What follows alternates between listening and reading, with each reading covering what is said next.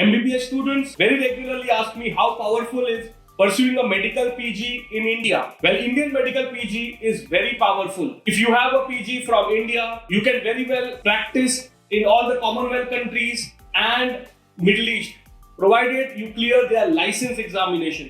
So every country globally has a license examination. So if you clear that, you are allowed to practice, as Indian medical PG degree is very much directly recognized in Canada, UK, Australia, New Zealand, and all the Middle East nations. So if you wish to kind of explore opportunities of fellowship or settle in any of these countries, you need to prepare for the license examinations like MEKI for Canada, PLAB for UK, AMC for Australia, HAD, Saudi MLE, Dubai Health Authority DHA, and all other examinations for Middle East. So all the best for your careers, and any support required in this journey, reach out to us at MOKSH Academy.